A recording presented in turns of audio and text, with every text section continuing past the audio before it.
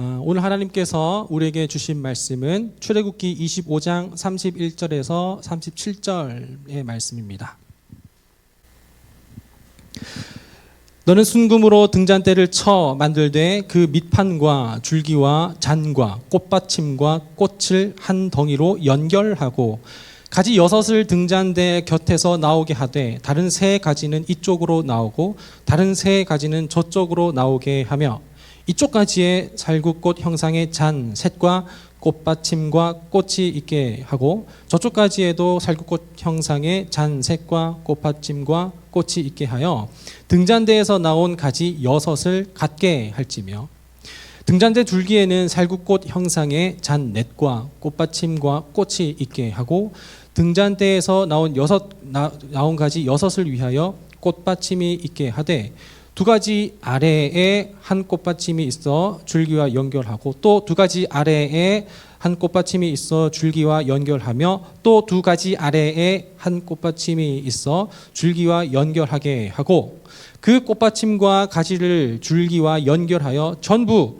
순금으로 쳐 만들고 등잔 7을 만들어 그 위에 두어 앞을 비추게 하며 이것은 하나님의 말씀입니다. 아멘. 자리에 앉으시기 바랍니다.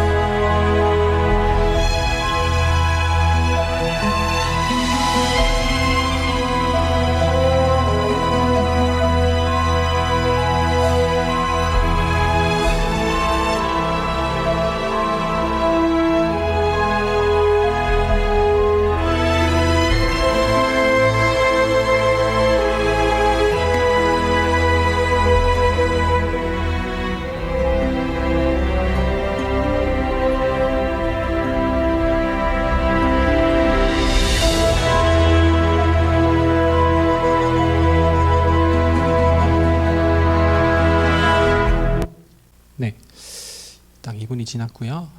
오늘 우리가 이제 여러 가지 좀 환경이 달라졌고 여러분 느끼셨겠지만 순서도 많이 달라졌는데 앞으로 이제 우리가 또 새롭게 변형된 바꾼 이제 우리 예배의 어떤 폼입니다. 익숙해지면서 또한 그 순간순간과 시간을 통해 살아계신 하나님의 임재와 역사하심을 경험할 수 있기 바랍니다. 오늘로써 우리 7번째 성막 시리즈 7번째 시간으로 나아가고 있습니다. 설교를 이제 시작하기에 앞서서 매번 성경 영상을 여러분들에게 보여드리고 있죠. 우리가 보고 있는 그 영상에 대한 성막의 모형이 그 이제 한 3,500여 년 전, 4,000년 전쯤에 그 성막과는 똑같다라고 100% 재현해놨다라고 우리가 이해할 수는 없겠지만 우리가 뭐 대표적으로 우리 지난주에 떡상이라고도 하고 빵상이라고도 하는 그 진설대 우리 기억하죠? 지지난주에 거기에 이제 나타난 것은 이제 그 떡이 엄청 큰 거라서 그냥 이렇게 쪽쪽쪽쪽쪽쪽 핫케이크 쌓듯이 그게 아니라 엄청 크다라는 것을 우리는 잘 알고 있을 거예요.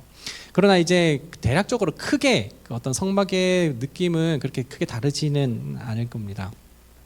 우리는 성막 각 요소를 이렇게 여러분들 보시면서 벌써 이제 한 5번, 6번쯤 봤을 것 같은데 그 요소마다 그때 했었던 그 어떤 메시지 그리고 거기에 대한 상징적인 의미가 하나씩은 다 기억날 거라고 생각합니다. 오늘은 금등대, 등잔대라고도 하고 촛대라고도 불리기도 하고 금촛대라고 불리기도 하고 등대라고도 불리기도 하고 금등대라고 불리기도 하고 등잔대라고도 불리기도 하는 그 등잔대에 대해서 이야기를 하도록 하겠습니다.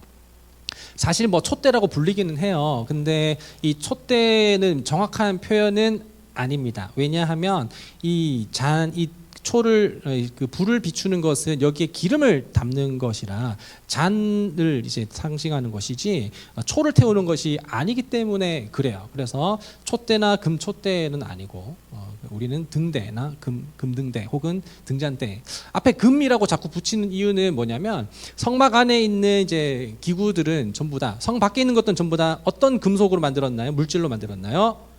못 그래요. 입술로 이렇게 얘기를 해주셨는데 성막 안에 있는 것은 전부 다 뭘로 만들었게요? 그러면 금으로 만들었습니다. 그래서 뭐 금촛대, 금등대 그리고 다음 주에 볼 금향단 뭐 이렇게 이야기를 하고 있죠. 자, 여러분 대부분의 현악기가 그렇긴 하겠지만 어쿠스틱 기타를 예로 하나 들면 좋을 것 같은데 어쿠스틱 기타 여러분들 사 본지 모르겠어요. 대원이가 지금 치고 있는 것도 얼마일지는 저 물어보지는 않았지만 보통 가격대가 한 15만 원에서 많게는 일반적으로 한 300만 원대 정도로 이렇게 형성이 되고 있어요. 근데 그 이제 가격 형성이 되는 그 어떤 그 큰 기준이 뭐겠어요? 하나는 브랜드의 차이가 있겠죠. 그래서 브랜드 차이가 있겠고 또 하나는 뭐냐면 어떤 그 재질의 차이가 있을 거예요. 어떻게 재질 만들어지냐. 그리고 마지막으로는 그것이 어떻게 만들어지느냐에 따라서 이 가격대가 이렇게 형성이 될 건데 보통 이게 저렴한 가격대에 형성이 된 기타들은 어떻게 만들어지냐면 뭐 합판이라든지 혹은 좀 싼 나무로 하고 그것을 조각조각 이렇게 덧대고 붙여가지고 이렇게 만들어서 한 게 그게 이제 저렴한 통기타예요. 근데 조금 더 이렇게 많이 비싼 가격대에 형성이 되는 것은 무엇이냐면 좋은 나무를 쓰는 것도 있지만 조각조각별로 이렇게 붙여서 조립해서 만드는 기타가 아니라 이제 넥 부분부터 해서 이게 통 바디까지 이렇게 한 나무로 이루어진 그것이 이제 비싼 기타입니다. 그래서 아까 저렴한 기타는 보통 그 관리하는 것도 굉장히 좀 이렇게 대충 하긴 하겠지만 굉장히 관리가 쉽지 않고 금방 틀어진다든지 습도에 수분이 약하다든지 뭐 그렇게 되기도 하고 소리도 울림이라든지 소리도 그 깊이가 좀 그렇게 깊이지는 않아요. 그런데 이제 비싼 거는 또 이렇게 한 나무로 이렇게 되어 있는 거는 그만큼 또 소리라든지 또 깊이 소리의 깊이라든지 그게 깊죠. 울림이 깊습니다. 우리 그림을 잠깐 한번 보면 좋을 것 같은데 그림 하나 좀 띄워줄 수 있을까요? 여기는 뭐냐면 오늘 우리가 보게 된 그 등잔대입니다. 이 등잔대인데 우리가 오늘 본문도 성경을 펼쳐보고 있겠지만 31절에 보면 순금으로 등잔대를 쳐서 만들려고 하는데 전부 다 연결되었고 또 하나의 것으로 이렇게 이야기를 하라고 했어요. 그러니까 이것들은 뭔가 조각조각으로 붙여서 이렇게 한 것이 아니라 이게 하나 이게 전부 다 연결되어 있는 하나의 부속이다, 부품이다. 부품은 아니고 기구이다, 성막 기구이다라고 우리가 이해를 하면 될 거예요. 여기에 나타나 있는 여기 뭐 살구꽃이라고 이제 개역 개정에서 나와 있지만 정확하게는 이제 아몬드 꽃이라고 우리가 이해를 하면 됩니다. 이렇게 그 밑판과 줄기와 잔과 꽃받침과 꽃을 한 덩이로 연결하라고 하나님께서는 지시하셨고 거기에 따라서 이렇게 등잔대를 이렇게 형성을 했죠. 이게 이제 조각 모음 하듯이 먼저 너는 이제 밑받침 만들어라. 나는 줄기를 만들게. 너는 또 원줄기를 만들어라. 가지를 만들어라. 누구는 꽃받침을 만들어라. 이렇게 하지 않고 하나님께서 지혜를 주신 그 브살렐과 오홀리압이 하나님께서 슬기로운 마음을 주셔서 그 마음을 가지고서 성막 기구를 제작한 거예요. 그러니까 상당한 노력과 그리고 기술과 그리고 오랜 시간이 투자가 되는 것이 이 등잔대이기도 하지요. 32절과 33절에는 이 6개의 가지가 어떻게 뻗어야 하는지 이쪽으로는 새 저쪽으로는 새 뭐 그런 이야기를 하고 있고 34절에는 이제 등잔대의 그 줄기 그러니까 중간에서부터 쭉 올라 솟아가고 있는 그걸 이야기하고 있죠.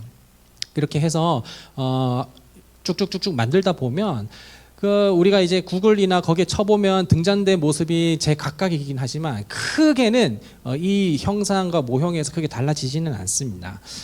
이렇게 하나님께서 지시하신 대로 이렇게 만들다 보면 이런 모양의 등잔대가 나오게 되는데, 이제 우리는 등잔대가 대충 어떻게 만들어졌고 그리고 그걸 만들었을 때에 어떤 식으로 나타나는지에 대해서 어느 정도 알게 됐습니다. 이제 그림은 이제 괜찮고요. 또한 이 등잔대의 빛은 항상 비추이는 빛이 되어야 한다라고 하나님께서 성막기구 말씀하실 때 말씀하셨습니다. 그래서 제사장들은 이 성막에 있는 이 불이 저녁부터 아침까지 꺼지지 않도록 불을 잘 관리하라라고 이렇게 말씀을 하셨어요. 그렇기 때문에 이 제사장들은 맨날 하는 일들이 뭐냐면 이제 이 불을 잘 관리하는 거였어요. 일주일에 한 번 떡을 바꾸는 것이었고, 또 매일매일 이렇게 해야 하는 것이 있다면 여기에는 이 등잔대에 불이 꺼지지 않도록 하는 것이었습니다. 여기 이 불을 꺼지지 않는 거에 대하여서는 여러 가지 어떤 해석이나 관점이 있기는 한데, 예를 들면 이거예요. 레위기에는 저녁부터 아침까지라고 되어 있어요. 보통 유대 이제 날짜에 따르면 혹시 하루가 넘어가는 그 시간인데, 저녁부터 아침까지라고 했으니까 밤에만 켜놓는 건가라고 우리가 생각을 할 수가 있겠고, 그리고 또 그 밑에 읽어보면 또 항상 켜둘지니라고 이야기를 하고 있는데, 항상 켜준다는 건 그럼 24시간이 아닐까라고 뭐 이렇게 이야기도 하고, 그러면은 뭐 낮에는 주간에는 3개를 펴놓고 7개는 이제 꺼놨다가 저녁에는 7개를 켜놓든지 뭐 그런 식으로 하지 않았을까라는 여러 가지 추측이 난무하지만, 정확한 것은 무엇이냐면, 명확한 것은 이 성막 안에 있는 이 등불이 꺼지지 않도록 제사장은 날마다 이 불을 잘 관리해야 했다라는 것입니다. 이 불은 또한 인간이 어떻게 축축축축 해서 만들어낸 그런 파이어가 아니라, 이 불은 또한 하나님께서 주신 불이었어서, 이 성막 안에 있는, 그리고 제단을 사용하고 있는 이 불은 하나님께서 주신 불로만 사용했어야 했었지, 인간이 편에 따른 어떤 다른 불, 다른 불을 이렇게 쓰면은 안 된다고. 그래서 엘리의 아들들도 그랬었고, 다른 엘리의 아들들이 아니죠. 하여튼 제사장들이, 아론의 제사장들이 다른 불을 했었다가 죽임을 당한 것도 있었어요. 그렇죠? 제 기억은 이름이 잘 나진 않지만 있었습니다. 분명히 있었습니다. 다른 불을 들이지 않고 오직 하나님께서 주신 불로서 그 성막 내부를 밝혀야 했다라는 것은 우리 가운데 제가 굳이 설명하지 않아도 굉장히 시사하는 바, 그리고 상징하는 바가 큽니다. 그래서 제사장들이 관리하는 이 불은 아마도 성령의 불이 아닌가라고 우리가 또 연관지어서 생각하고 이해할 수가 있겠죠.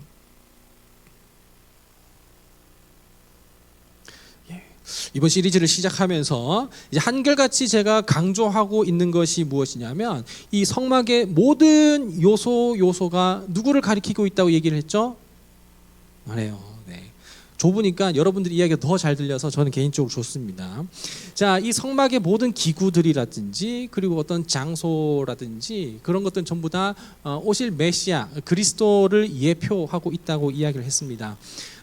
그래서 성막에 대한 대부분은 전부 다 예수 그리스도를 가리키고 있고, 그 성막과 성막 기구에 대한 모든 제사 제의들은 이제 오실 메시아를 한계적으로는 대신하고는 있었어요.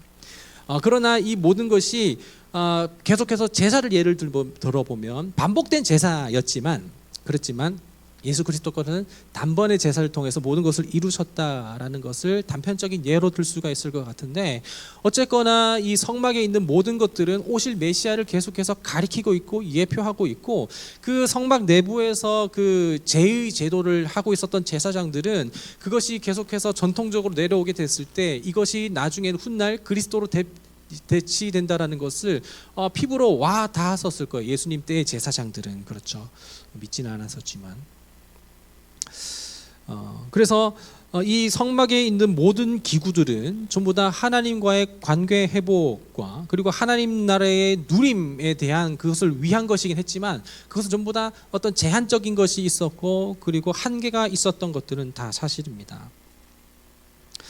하지만 그리스도 때에 예수님께서 오심으로 그 모든 것이 다 대치가 되었고 그것이 다 바뀌게 되었는데 오늘 우리가 볼 등잔대의 기능과 역할, 이것도 예수님께서 하고 계시는 예수님의 존재, 그리고 예수님께서 하시는 사역, 예수님을 가리키고 있는 것으로서의 기능을 하고 있는 게 등잔대이겠죠. 그러니까 오늘 우리가 등잔대를 보는 것도 예수님과 연결지어서 우리가 이해를 하고 보면 좋겠습니다.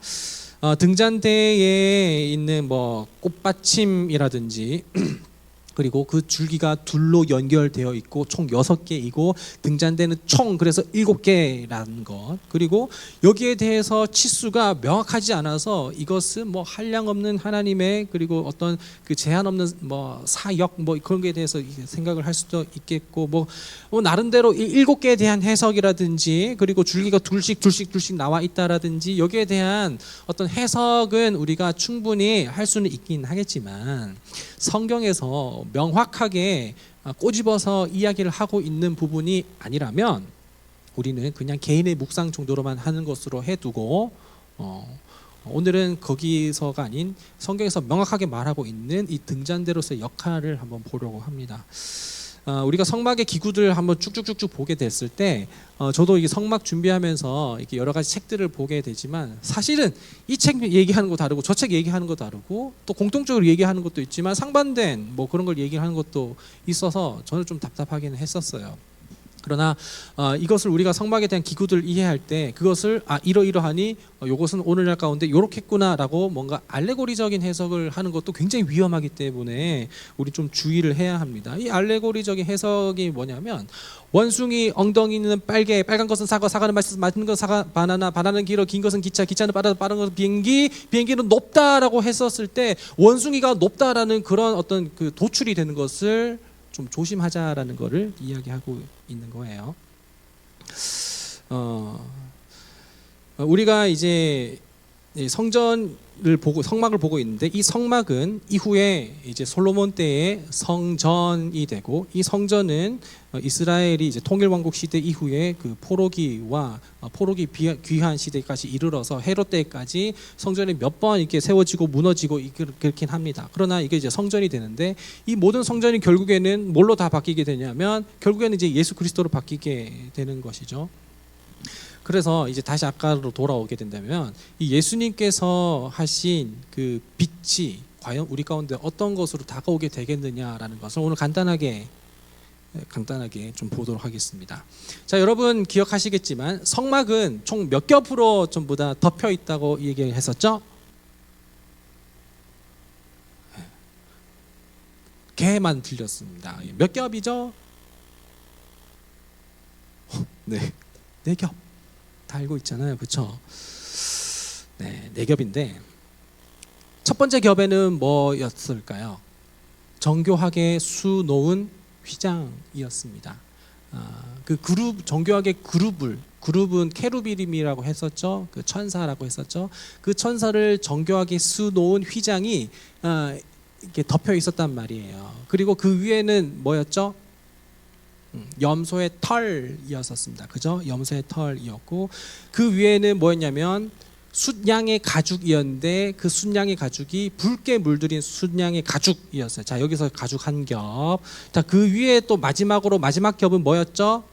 해달의 가죽이었습니다. 그래서 해달의 가죽 마지막 겹 하면 여기 안에는 빛이 들어올 수 있을까요? 없을까요? 빛이 들어올 수가 없습니다. 빛이 들어올 수 없기 때문에 사실은 아까도 얘기했지만 낮에도 등잔대의 불은 켜두는 것이 더 신빙성이 있다라는 것이 랍비들과 학자들의 의견이기는 합니다. 그렇게 됐을 때 낮에든 밤에든 그 성막 안에 들어가면 내부에 들어가면 사실 앞을 볼 수가 없잖아요. 볼 수 없기 때문에 제사장들은 거기 안에서 빛이 없으면 할 수 있겠어요? 없겠어요? 없지요. 없습니다. 이 등잔대가 하는 어떤 물리적인 역할이 있다면 내부를 환하게 비추는 것이 등잔대의 역할일 것입니다. 그리고 이 등잔대가 이렇게 밝게 비추게 되었을 때 거기에서 하나님께서 풍성하게 공급하시는 그 생명의 빵, 그 빵을 12덩이가 이렇게 보이게 되겠고, 그리고 천장 하늘 쪽으로 보게 되면 거기에는 또 정교하게 그룹으로 수놓인 휘장이 보이면서 그야말로 거기 안에서는 하나님의 임재와 하나님의 영광스러움을 보게 될 텐데, 그 영광스러움과 하나님의 임재를 경험하는 그것을 빛이 없다면 볼 수 없다는 것은 오늘 가운데 우리에게 뭘 상징하냐면, 우리가 예수 그리스도를 알지 못한다면 그 신앙생활이 과연 우리가 하나님의 영광을 보는 것이냐 말입니다. 하나님께서 우리 가운데 비추시는 그 빛을 우리가 알지 못한 채 어둠 가운데 다니면서 어떻게 하나님께서 우리 가운데 베푸시는 그 한량없는 은혜와 그 구원, 그리고 하나님께서 우리 가운데 보이신 그분의 아름다움을 예수 그리스도를 통하지 않고서 볼 수 있겠냐 말이에요. 그것을 오늘 우리 본문 가운데에서, 그리고 등잔대가 우리 가운데 보이고 있는 상징하는 의미라는 것입니다. 우리의 신앙생활이 맹목적이거나 피상적이다면 그렇게 될 수밖에 없는 결정적인 힌트가 바로 오늘 이 등잔대에서 볼 수 있겠다라는 거예요. 뭔가 계속 느끼면 좋아요. 감정적이기도 해요. 그리고 뭔가 모든 어떤 삶과 그리고 내 어떤 상황과 형편들이 그렇게 설계되는 것 같고 계획되는 것 같아요. 그런데 거기에는 정확하게 예수 그리스도가 누락이 됐기 때문에 그것은 우리의 느낌적인 것일 뿐이고, 맹목적인 거, 피상적인 어떤 감정에 의한 표상밖에 되지 않는다라는 거예요. 현상으로만 보이는 그 어떤 것밖에 되지 않는다라는 거예요. 그러나 본질은 무엇이냐면 그 빛 대신 그리스도를 통해서 우리가 모든 것들을 진단하고 볼 수 있어야 한다라는 것이 오늘 등잔대에서 우리에게 말씀하고 있는 것이죠. 빛이 되어주신 예수님을 우리가 알지 못한 채 하는 그 모든 일들은 종교적인 행위만 될 수밖에 없다라는 거예요. 원효 대사 해골물처럼 그냥 오로지 느낌과 감각으로 신앙생활을 하는 것.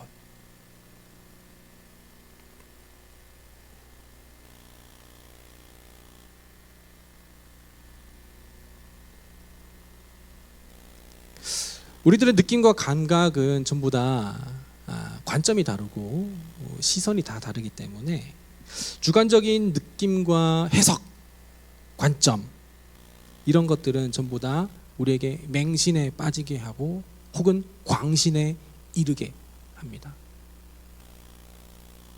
그분의 사역을 우리가 이해하지 않고 알지 못한다면 그분이 완전한 하나님이시며 완전한 인간이시고 우리 가운데 오신 그 이후에 그 어떤 그 성육신 사건과 그분께서 하신 그 사역, 공생의 기간 가운데 했었던 그 사역을 우리가 알지도 못하고 혹은 궁금해하지도 않은 채 하나님 내 삶을 이렇게 해주세요라고 얘기만 하고 그렇게 원한다고 그렇게 매달리기만 한다면 우리는 어쩌면 우리에게 알려주신 계시된 예수님을, 계시된 하나님을 아는 것이 아니라 내가 만들어낸 우상을 섬기고 있다라는 것이에요. 이것이 방금 제가 얘기한 맹신이거나 광신에 이를 수 있다는 거예요. 예수 그리스도에 대한 이해가 없이. 여러분, 제사장들이 성막 안에서 그 일들을 감당해야 했었을 때 빛이 없다면 이들은 이상한 짓을 하거나 혹은 다치겠죠. 왜냐하면 거기에는 향단도 있었기 때문에 다칠 우려가 있었어요.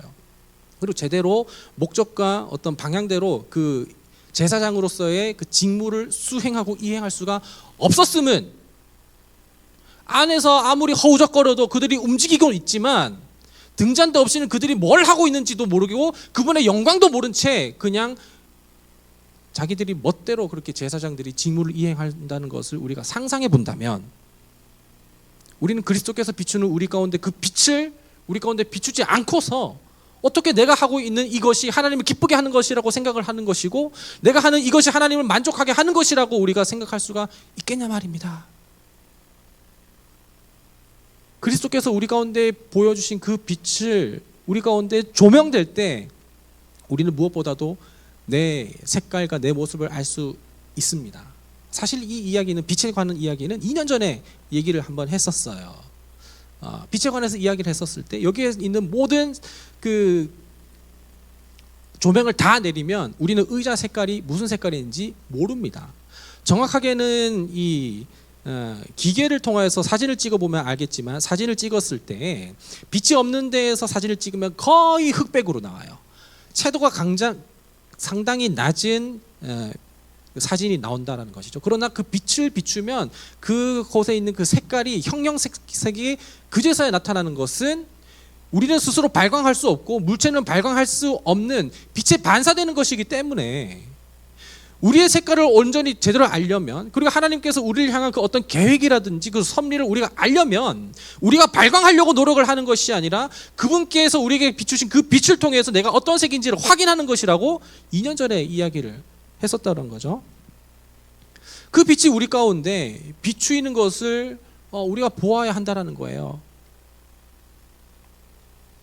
만약에 우리가 예수님께서 하신 그 사역과 그 행하신 일들을 우리가 알지 못하고 그리고 관심도 없다면 우리는 구약에 머문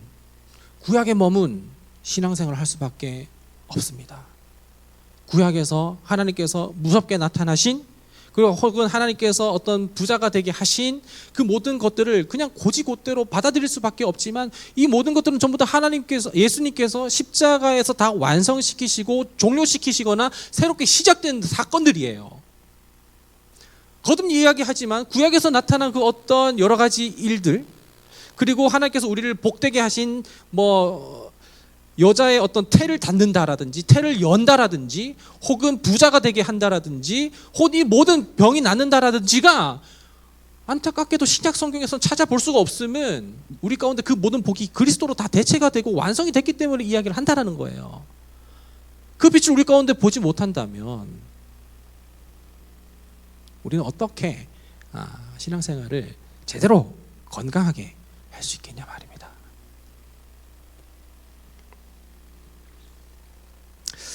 그래서 우리는 그리스도의 비추는 빛 없이 하는 어떤 신앙생활, 종교생활은 때로는 옆에 있는 누군가를 다치게 할 수도 있겠고, 그리고 혹은 나 자신도 스스로 이제 다칠 수가 있어요. 마치 성막 안에 빛이 없었을 때 제사장들이 직무를 행하는 것처럼 말이죠. 그래서 우리가 기독교가 아닌 타 종교와 우리가 하는 모든 일들이 같은 것이 되지 않으려면 우리 가운데 그리스도의 조명이 있어야 됩니다. 천주교에서 불교에서 하고 있는 연탄 나르기와 우리가 하고 있는 이 연탄 나르기가 같은 것이 되지 않으려면 우리 가운데 그리스도께서 비추신 빛이 있어야 된다는 말이에요.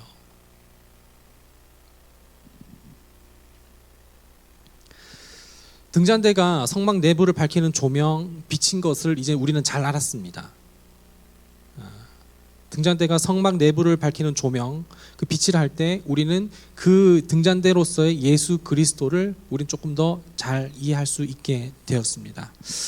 특히나 이 빛이신 그리스도에 대하여서 우리가 신약 성경에서 그리스도는 어떻게 나타났는가를 보게 된다면 우리는 너무나도 신문물 가운데 살아가고 있기 때문에 어플을 켜서 가피플 성경에 이라고 검색을 해보면, 그러면 신약 성경에는 어디에 빛이 이렇게 집중적으로 나와 있는지가 볼 수가 있단 말이죠. 여러분들 이미 이제 눈치 빠른 사람들은 이제 휴대폰을 열어서 가피플 성경에 빛을 검색을 해보고 있는데, 빛을 검색하면 딱 보이다시피 누가복음과 그리고 요한복음에 집중적으로 나오는 것을 우리가 확인할 수가 있습니다. 그런데 이 누가복음에서 나타나는 이 빛을 우리가 보게 되면 직접적으로는 그리스도에 대해서 이렇게 나타나는 그 단어는 아니에요. 이 빛이라는 단어를 누가가 사용했을 때는 예수 그리스도를 향해서 쓰여지고 있지는 않지만 요한복음 쪽으로 조금 더 내려다보면 이 빛은 아주 직접적으로 그리스도에 대한 설명을 할 때 이 단어가 빛이라는 단어가 사용이 되었습니다. 그래서 우리는 요한복음 1장을 좀 펴보도록 할게요. 요한복음 1장 다 같이요. 자, 요한복음 1장에 보면 태초에 하나님이 천지를 창조하시니라 라고 이렇게 이야기를 하고 있습니다. 이 말씀이 곧 하나님이다라고 이렇게 이야기도 하고 있죠. 1장 1절부터 이렇게 쭉 보게 되면 이렇게 우리가 알 수가 있는데, 우리 요한복음 1장 1절 한번 보도록 하겠습니다. 자, 보시죠. 태초에 말씀이 계시니라. 마치 창세기 1장 1절과 비슷한 것을 볼 수가 있어요. 근데 태초에 말씀이 계셨는데 이 말씀이 하나님과 함께 계셨다고 이야기를 하고 있어요. 그리고 이 말씀은 곧 무엇이냐고 얘기를 한다면 곧 하나님이다라고 얘기를 하고 있죠. 그리고 이 말씀에 이제 그라고 해서 그가 태초에 하나님과 함께 계셨고, 그리고 이 말씀이 함께 태초에 같이 계셨던 이 말씀으로 만물을 지으셨고, 그리고 우리가 요한복음을 쭉쭉쭉 내려오다 보면 이 말씀이 육신이 되어 우리 가운데 내려오신 예수 그리스도라는 것을 이야기하고 있어요. 우리 5절 좀 볼까요? 4절을 보면 그 안에, 이 말씀 안에 생명이 있었으니, 말씀 안에는 생명이 있었다고 합니다. 이 생명은 사람들의 빛이라고 이렇게 이야기를 합니다. 자, 여기에 이 생명, 그러니까 태초에 말씀이 계셨고, 이 말씀으로 하나님께서 모든 것을 다 만물을 지으셨고, 이 말씀 안에 생명이 있었는데 이 생명은 사람들의 빛이라고 말씀을 하시는 거죠. 그러니까 그래서 이 빛이 우리 가운데 비추긴 하지만 어둠 가운데 깨닫지 못한 일도 있었다고 5절에도 이야기를 하고 있고 9절에도 이야기를 하고 있습니다. 어쨌거나 그리스도께서는 우리 가운데 빛이 된다는 것을 요한복음 1장에서는 이야기를 하고 있고, 3장 우리가 잘 알고 있는 3장 16절 니고데모와의 대화에서도 하나님께서는, 예수님께서는 빛에 대해서 말씀을 19절 20절에도 이야기를 하고 있죠. 그리고 더 넘어와서 9절에서 어떤 이야기 있냐면, 날 때부터 맹인된 사람이 있었는데 이 맹인된 사람의 눈을 뜨게 하면서 뭐라고 말씀하셨냐면, 보이냐? 내가 바로 세상의 빛이다 라고 말씀하시며, 이 맹인이 눈을 뜨고 보게 된 것을, 기적을 행하신 이후에 하나님께서는 내가 빛이다, 너는 육체적인 눈을 떴을 뿐만 아니라 영적인 눈을 뜨게 됐고 그것은 내가 비추는 빛으로 말미암아 보게 됐다라고 말씀을 하고 계시는 것이죠. 그러니까 계속해서 반복적으로 계속 나오는 것은 뭐냐면, 우리가 그리스도 예수를 알미, 그리고 그분을 경험함이, 그분의 통치 안에 있음이, 또한 우리가 진정으로 이 세상과 삶과 우리 가운데 놓여있는 그 모든 것을 영적으로 눈을 들어서 볼 수 있게 되는 참 빛이 되어주신다는 말이에요. 이 예수님께서 십자가에 달리실 때를 우리가 기억해보면 더욱더 잘 알 수가 있을 것 같은데, 예수님께서 십자가에 달리시게 됐을 때, 그때는 이제 한낮이었어요. 한낮이었는데 그때 해가 빛을 잃었다고 이야기를 하고 있습니다. 예수께서 생명을 잃게 되셨을 때, 완전한 죽음 가운데 내려가게 됐을 때, 근데 그때 한낮에도 어둠 가운데 해가 빛을 잃었다고 이야기하는 것은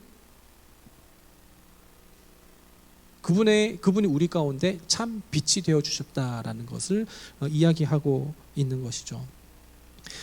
그리스도의 죽음이 현상적으로 그렇게 나타났고, 또한 상징적으로 그렇게 나타난 것입니다. 성막 안에서 등잔대 역할이 우리 가운데 빛인 것을 우리가 생각하고 그 역할을 했을 때에, 이제 우리는 입체적으로 주님이 우리 가운데 참 등잔대이신 그리스도라는 것을 우리가 깨달을 수 있게 되었습니다. 이 이후부터 우리에게 남겨진 숙제와 질문들은 있겠죠. 내 신앙생활 가운데 나는 과연 빛이 없는 어둠 가운데 다니는 그런 그냥 종교 행위였었는가, 혹은 내가 정말 주께서 비추어 주신 그 빛으로 말미암아 나를 조명할 수 있고, 내가 누군지를 확인할 수 있고, 내가 하고 있는 이 역할과 내가 하고 있는 이 모든 삶이 하나님께서 비추신 그 빛 가운데 걸어 다니는 것인가, 넘어지지 않는 것인가, 정말 그리스도를 향한 것인가, 남을 다치게 하고 나를 다치게 하는 것인가 아닌가는 우리가 예수님을 아는가 모르는가부터 시작해야 된다는 거예요. 그분이 우리를 위해서 뭘 하셨습니까?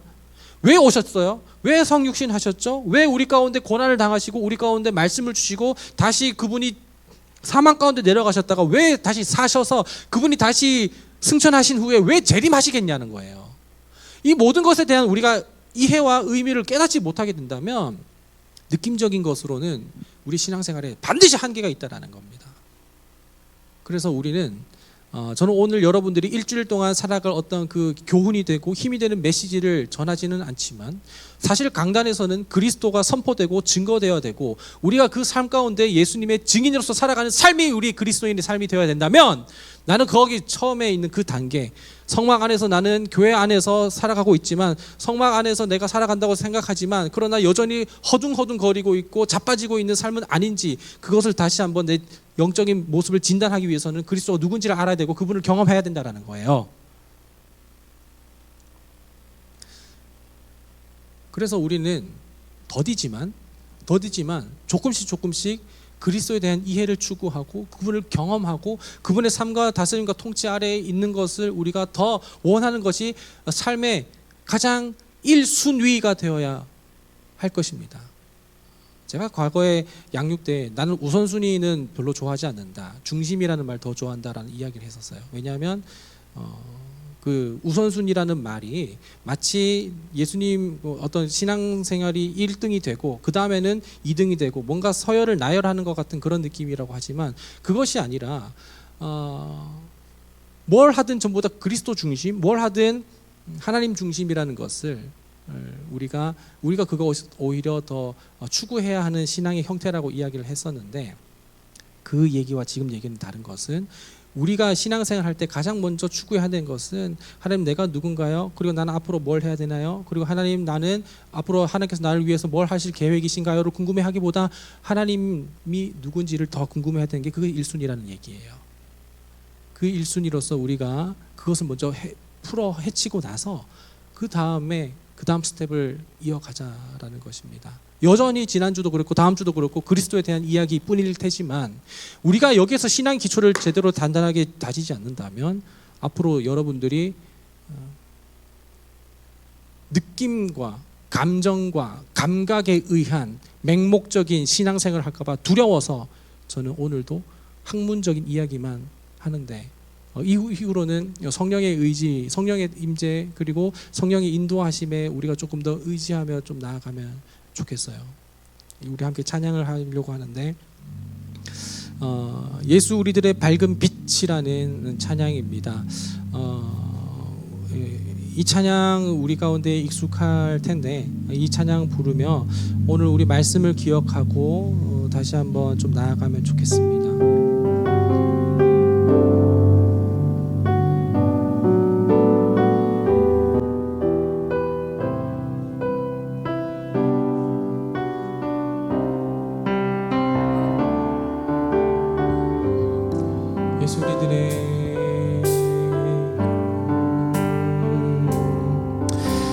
예수 우리들의 밝은 빛 은혜와 긍휼을 베푸시는 주 그의 길을 따라가는 주의 자녀들에게 항상 밝은 빛을 비추시네. 그는 구원의 주 하나님 공의로 세상을 다스리시네. 주를 경외하는 자들에게 부어주시는 놀라운 주님의 영광.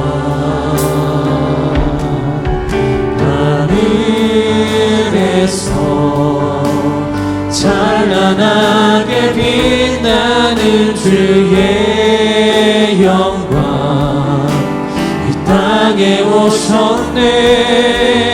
어둠을 밝히고 새 생명 주시네.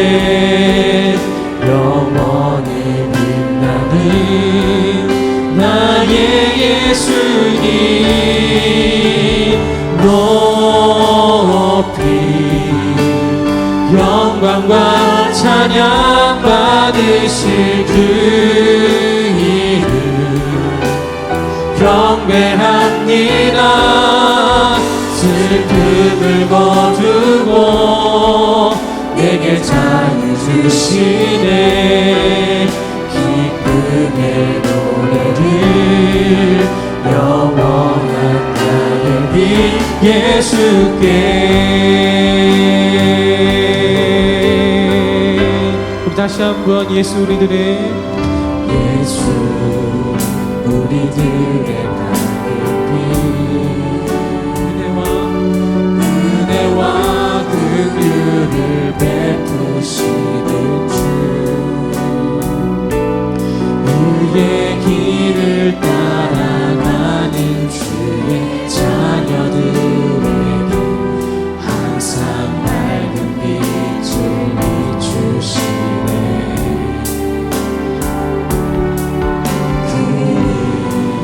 구원의 주 하나님, 공의로 세상을 다스리시네. 주를 경외하는 자들에게 부어주시네. 나는 주님의 영광.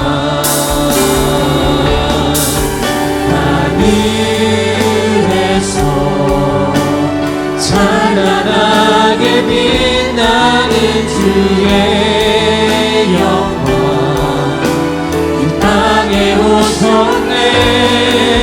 어둠을 밝히고 새 생명 주시네. 영원히 빛나는 나의 예수님 높이 영광과 찬양 받으실 그 이름 경배합니다. 슬픔을 거두고 내게 자유 주시네. 기쁨의 노래를 영원한 우리 다시 한번 예수께. 하늘에서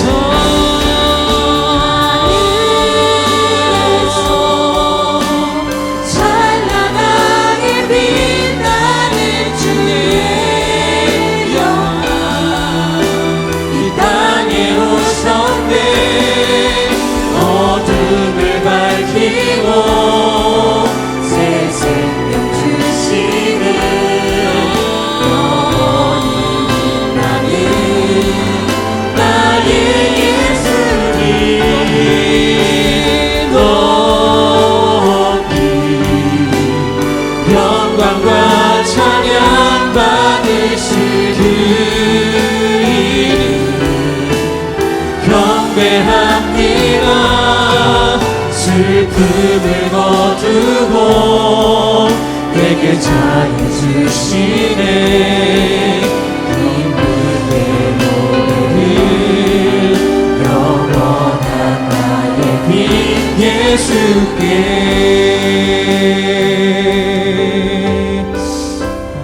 오늘 우리가 찬양했던 것처럼, 그리고 설교의 제목처럼 주께서 우리 가운데 비추는 빛은 이 땅에서의 평안한 삶, 안전한 삶, 건강한 삶, 부유한 삶, 그리고 우리 가운데 놓인 어떤 그 행복한 삶을 위해서, 그걸 위해서 주님께서 죽으시고 다시 사신 것이 아니라 우리 가운데 참 생명이신 그리스도가 누구인지를 보이시기 위하여서 우리를 위해 대신하여 죽으시고 우리를 위하여 다시 사셨다라는 것을 우리가 기억하며, 그분을 볼 때 우리가 참 하나님의 나라를 우리가 볼 수 있고, 그분을 통하여서 우리가 참 하나님의 영광을 볼 수 있다는 것을 우리가 오늘 기억할 수 있습니다. 내가 하나님을 알지도 못하고 그리스도께서 날 위해서 뭘 하였는지도 궁금해하지도 않고 알지도 못한다면, 내가 하고 있는 이 일을 위하여서, 내가 하고 있는 이 공부를 위하여서, 이 모든 것을 위하여서 하나님 영광 받으시는 그 영광이 내게도 오게 해주세요라는 그 내 영광밖에 되지 않는다는 것을 좀 회개하면 좋겠어요. 하나님께서 우리 가운데 주시는 그 궁극적인 주신 그 선물은 무엇이냐면 하나님과의 관계의 회복이고, 그 관계의 회복은 영원한 나라의 살아감이고, 그 하나님 나의 자녀됨이고, 하나님의 자녀됨은 그 사랑을 받는 것과 하나님의 자녀됨은 그 나라를 상속받는 것이 하나님의 자녀됨이지, 이 땅에서 영원한 삶, 이 땅에서 평안한 삶, 이 땅에서 부자된 삶, 이 땅에서 내가 유명한 삶을 살아가기 위해서 하나님께서 우리를 위해 죽으시고 다시 사신 것이 아니라는 것을 우리가 다시 한번 첫 출발을 다시 하면 좋겠어요. 그래서 예수 우리들의 밝은 빛, 우리 가운데 생명 되신 그 빛은 우리 가운데 참 생명이 되신 그 사랑이라는 것을, 그 은혜라는 것을, 그 하나님의 주권이라는 것을 기억하며 우리 좀 기도하면 좋겠습니다. 우리 함께 기도할 때 하나님, 내가 너무 나의 영광과 내 평안과 나의 안위를 위해서만 하나님 내가 신앙생활 했었던 것은 아닌지 모르겠습니다. 다시 한번 주님의 생명의 빛이 없었다면 내가 이 땅 가운데서 어둠을 헤매고 다녔을 터이니 하나님 다시 한번 오늘 나의 가운데 조명하여 주옵시고 주님을 알게 하여 주셔서 주님의 자녀로서 주님의 백성으로서 주님을 누리는 사람이 될 수 있도록 주님 인도하여 주시옵소서. 우리 함께 기도하며 나아가겠습니다. 함께 기도합니다.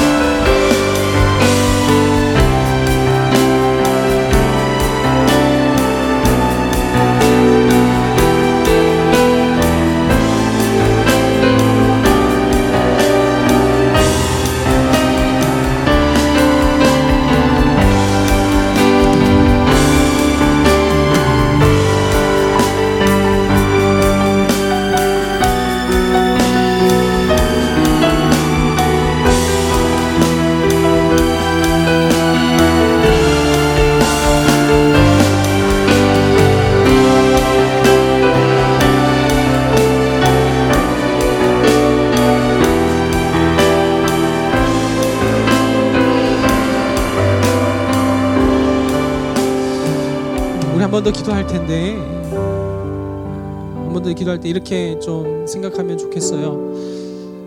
우리 정말 열심히 신앙생활을 하고 그리고 주님 말씀대로 살아가겠다고는 했는데 근데 그것이 피상적으로만 알고 있거나 느낌과 감각으로만 그냥 아는 것이라 그냥 마치 어둠 가운데 있는 것처럼 살아가는 것이 우리의 신앙생활이어서 혹시나 내 주변에 있는 사람을 다치게 한 것은 아닌지 그리고 내 마음에 알지 못함으로 인한 하나님께 상처가 있는 것은 아닌지를 좀 우리가 돌아보면 좋겠어요.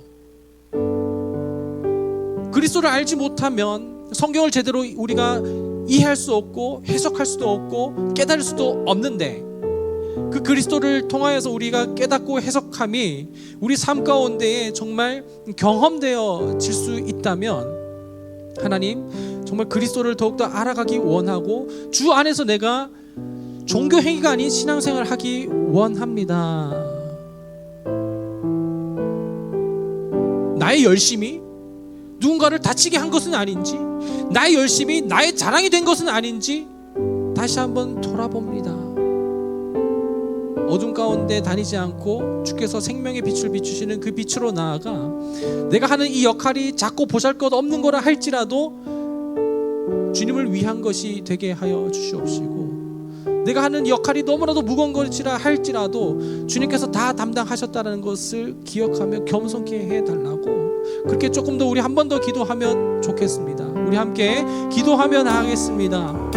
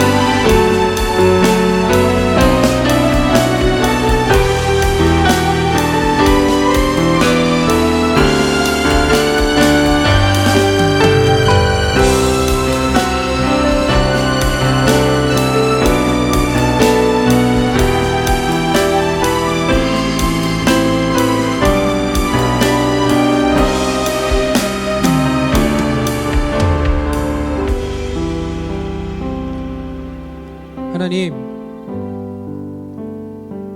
주께서 우리 가운데 비추시는 그 빛이, 그걸 깨닫지 못하여 우리가 어둠 가운데 다니다가 넘어질 때도 있었음을 기억하고 또한 고백합니다. 그리스도를 알지 못함은 우리가 하는 이 모든 음악과 섬김과 헌신이 저기 절 안에서, 저기 다른 법당 안에서 하는 그 행위와 똑같았었음을 돌아보게 됩니다. 종교는 행위를 이루어 구원을 이루라고 말하고 수준을 이루라고 말하지만, 기독교 복음은, 그리스도 복음은 너희들이 그 모든 의와 공을 이루지 못하니 내가 너희에게 가겠다라고 말씀하셨음을 우리가 기억할 때, 그 은혜와 그 사랑과 그 공의가 우리 가운데 빛으로 비추어 주셔서 우리가 오늘 뭘 해야 할지를 알게 하여 주시옵시고, 내가 지금 뭘 하고 있는지를 깨닫게 하여 주셔서 내 모든 행위들이 주를 향한 그 반응과 고백이 될 수 있도록 주님 우리를 밝게 조명하여 주시옵소서. 하나님께서 태초에 빛이 있으라 하셨고, 태초에 또 말씀이 계셨고, 그 말씀이 하나님과 함께 계셨으니 그 말씀은 곧 하나님이신데, 그 말씀 안에는 생명이 있었고 그 생명은 사람들을 비추는 빛이셨는데, 그 빛을 받는 이들은 영접하는 자, 곧 그 이름을 믿는 자들에게는 하나님의 자녀가 되는 권세를 주셨다 하셨음을 우리가 오늘 다시 한번 생각해 보게 됩니다. 하나님의 자녀가 되는 권세라고 하는 것은 하나님의 나라를 상속받는 것인데,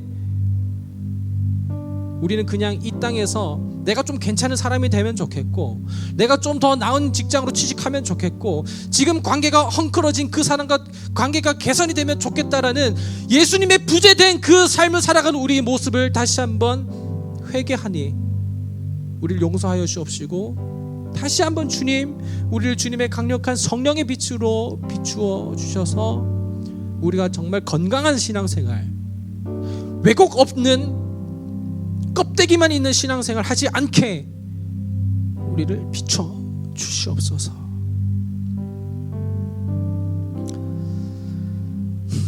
주 예수 그리스도의 은혜와 아버지의 사랑하심과 성령의 교통하심이 주의 빛을 따라 나아가기로 결심하는 모든 예배자들의 삶 가운데 영원토록 함께 하시기를 간절히 축원하옵나이다. 아멘.